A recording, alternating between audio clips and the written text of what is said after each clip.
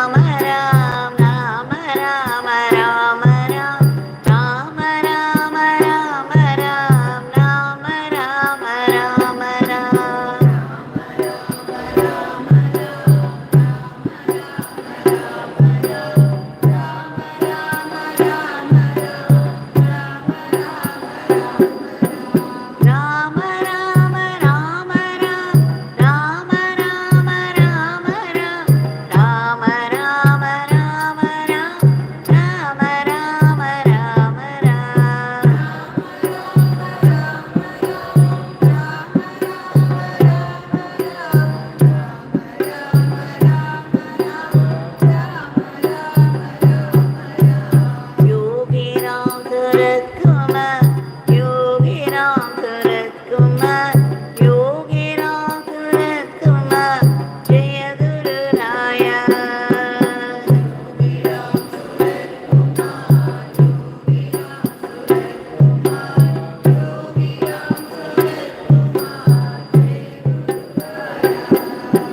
Yogi Ram Surat Kumar, Yogi Ram Surat Kumar, Yogi Ram Surat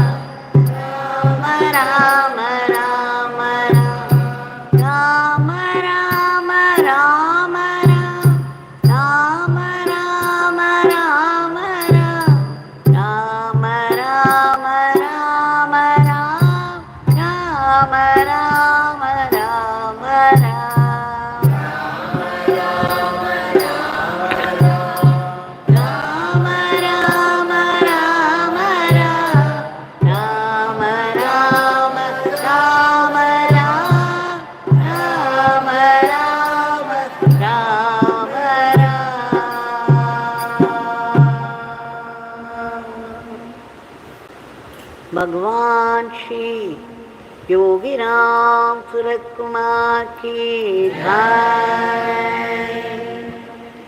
सर्वं Yogi Ram Surat कुमारार्पणमस्तु.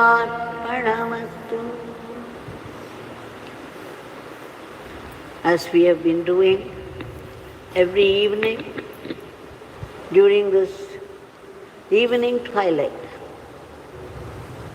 favorable to worship of God, we have been specially blessed to be able to be here in His presence and sing His powerful name for 1 hour in celebration, in adoration of His grace, and in deep gratitude. We have offered the Nama lotuses at the lotus feet of Bhagavan. We shall also continue to offer the Seva lotuses in the form of actions that come to us at any time of the day and all through the day. We have been seeing some of the teachings, some of what Bhagavan said on ashram. Now we shall see 3 more sayings of His on our ashram.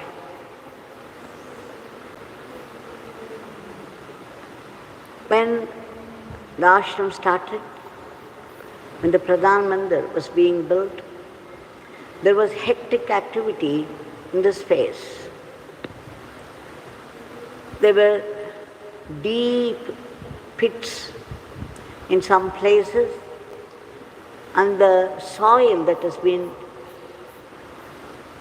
taken out of this pits have been heaped by the side of the pits in the form of a hill.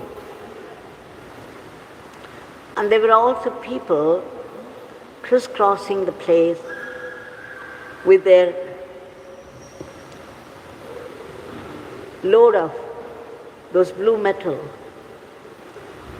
And added to that, there was also this machine which was being run with great noise. And there was such heavy activity going on with so many people all around, participating in all seriousness and attention, all dedicated to Bhagavan. The previous day, I had complained to Bhagavan that previously I used to be very calm and not agitated at all at any news. And I felt as being very sattvic. But then, after I started to serve Bhagavan, suddenly there were many changes taking place in the depths of my being. There was sudden burst of anger, sudden burst of sorrow over nothing, a sadness which I could not put my finger onto, and fears and whatnot. Now I was getting more confused because none other than Bhagavan himself had come to the place where I was living, and I got the greatest opportunity, the greatest fortune of serving him in close quarters. So one should think that one should become more and more sattvic in the presence of the great divine being. Instead, something reverse was happening to me. I was not able to reconcile to it. So when I asked Bhagavan why it was happening, and for no reason at all, he brought me to the ashram ground and pointed to those hectic activities that were going on in the place of Pradhan Mandir. At that time, There was no construction, there was no building at all in this place, only the construction was in progress. He said, I even forgot that I had asked him that question, and we did not discuss it at all after I put it the previous day. But the next day morning, as soon as we landed at the workplace, he said, Devki, do you notice? You see those pits there, those wide and deep pits, and those small heaps of soil, and those blue metals, and people shouting to each other, carrying loads of cement, or the blue metal, or the soil. And there was so much activity in the space. He said, you see, that machine is going on. There is so much noise here, but people are all very busy, very busily engaged in the work that has to be done. What chaos! There seems to be no order at all. And then he said, but Devki, know that one day, in the same place, there will be a huge and beautiful temple filled with God's peace and power. But only if all these activities that you are witnessing should go on, should happen, that building would come up too. So for that beautiful mandir to come up in this place, this foundation is necessary. This place of activity, hectic, noisy,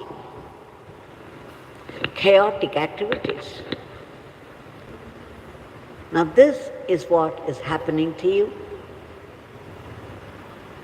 Then I understood, for every sadhak who keeps chanting the name vigorously and rigorously and is getting completely absorbed in it, then there would be a period when he would be highly disturbed and would flare up and get provoked at nothing at all.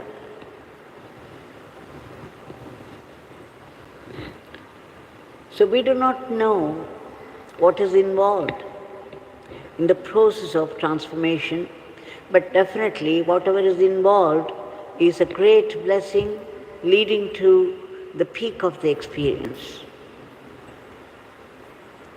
Just as when one should climb up the Arunachala mountain, there would be up slopes and down slopes, but one should not think while descending the down slopes, it's a setback.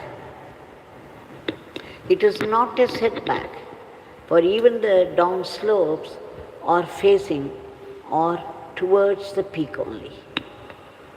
Such is the structure of the mountain, such is the structure of life, such is the structure of sadhana.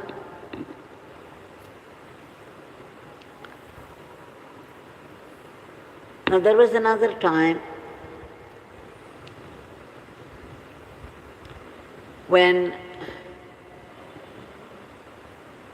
we have already heard it before.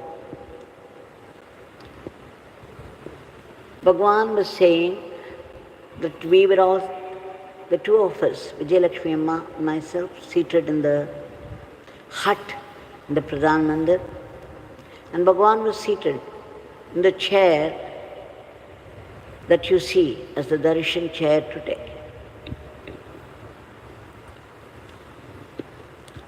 And I remembered what the then trustee of the ashram said the previous day. Up there, the meditation hall was being built up. So much activity was going on. and so busily, he said, Amma, Swami has not yet come up here to supervise the work, to bless the space. I said, yes, okay, I will put forth. So the next day when I said, Bhagwan, this meditation hall is being built up there and we have not been there at all. Can we go now? And suddenly Bhagwan fled. He got wild. He said, what? You are saying that only one room is meditation hall? The whole ashram is meditation hall. What a statement. How revealing. The whole ashram is filled with the power and grace of our Bhagwan. Of course, he used to say sometimes that the whole ashram is filled with the grace of his father. Such is the glory of the ashram, that wherever you sit, in any corner of the ashram, your mind should converge. There would be peace. Another time I remember, the same place we were seated there, the hut of the Pradhananda, and Bhagwan was seated in the chair. He sent one sadhak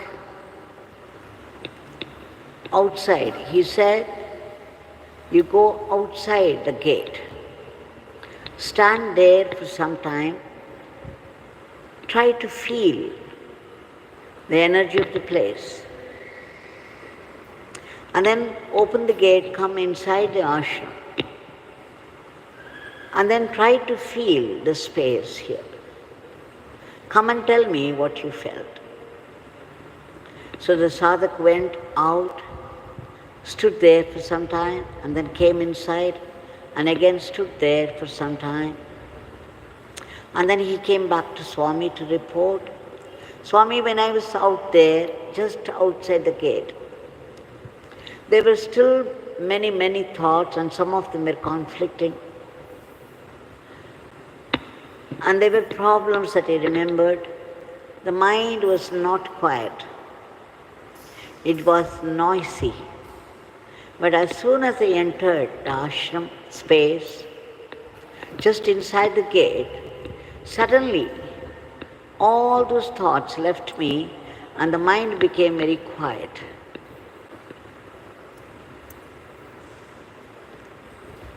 Bhagwan was very, very happy to hear this.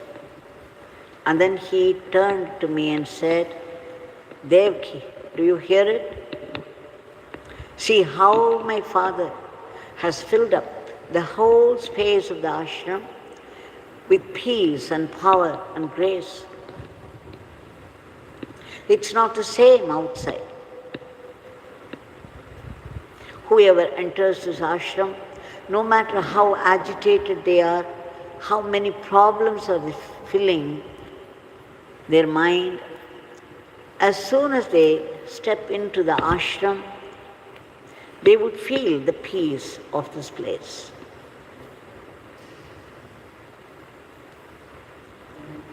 As he said before, even if they are not aware of this, Father's blessings would be pouring on them all the time they spend inside.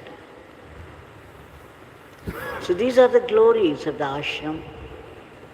We got to hear right from Bhagwan's mouth. They all carry the power with which he spoke, the power in which he lived. So whenever we enter this ashram, let's remember these words and try to feel the energy of the place. Try to feel the peace, the highest peace of the divine. without being distracted to this side or that side, without being tempted to talk about this thing and that thing or this person, that person, that we should enter this ashram with sharp focus upon Bhagavan. And then when we come inside Pradhan Mandir, sit before him with continued focus on him. Chant his name and make our prayer. And then we should be able to feel his power and grace and compassion. We shall now offer our today's prayer at the lotus feet of Bhagavan. Bhagavan, we beg you again and again, a million times, for your immediate divine intervention to change the way of this world, for there is so much violence everywhere in this world.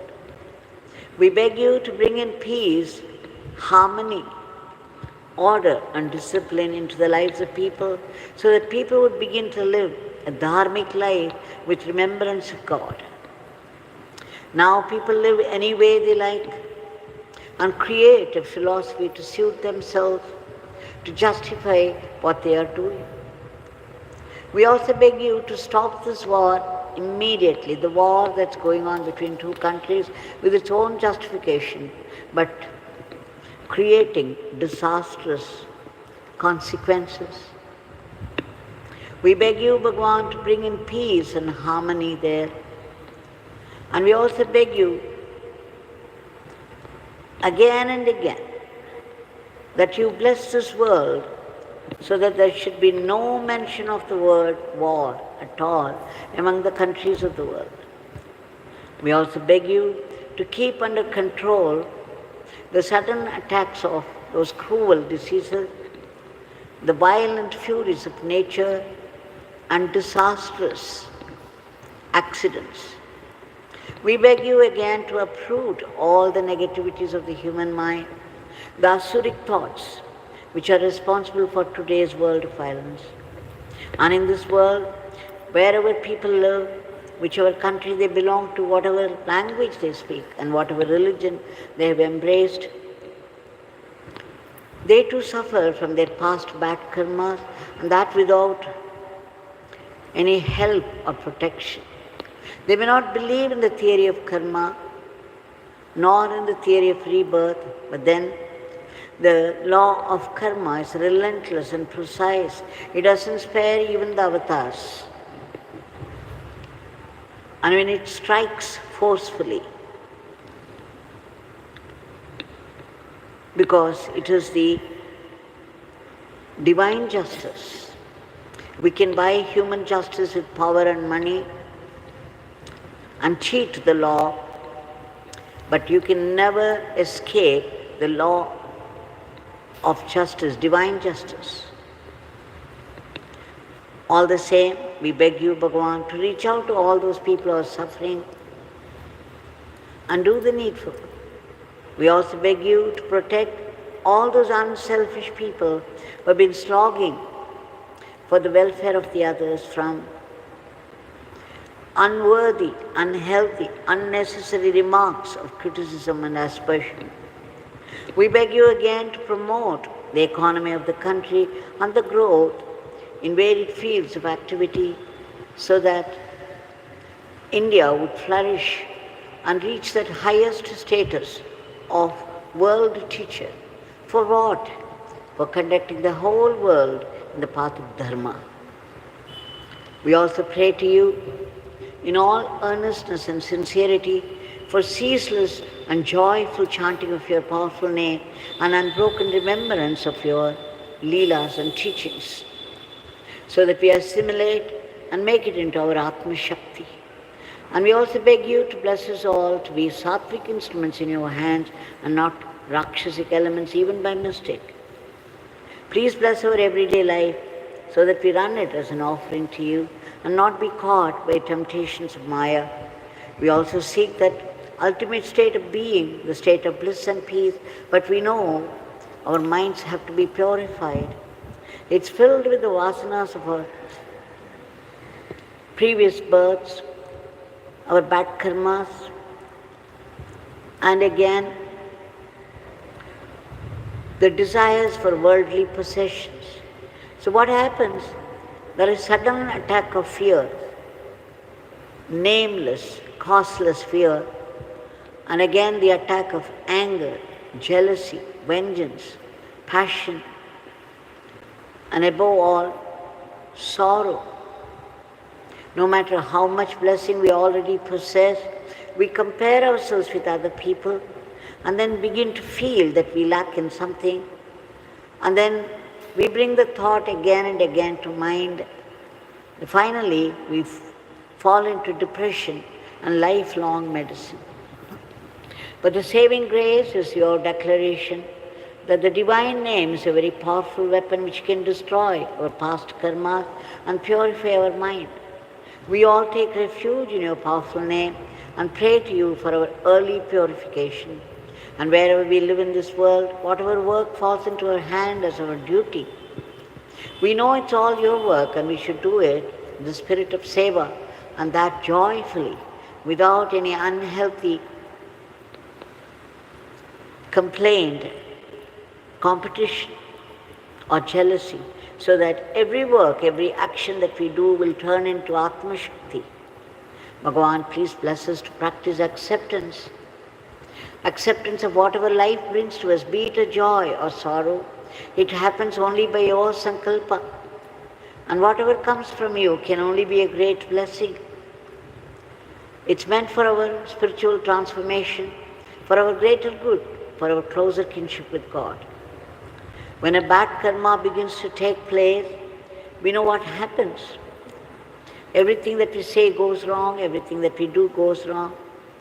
We collapse. We resent God and His grace, feeling terribly let down. And we begin to blame others bitterly for our own failures, little realizing we have invited our own sufferings by our past karmas. But God, our Bhagavan, with a generosity and love, puts a blessing even in the punishment.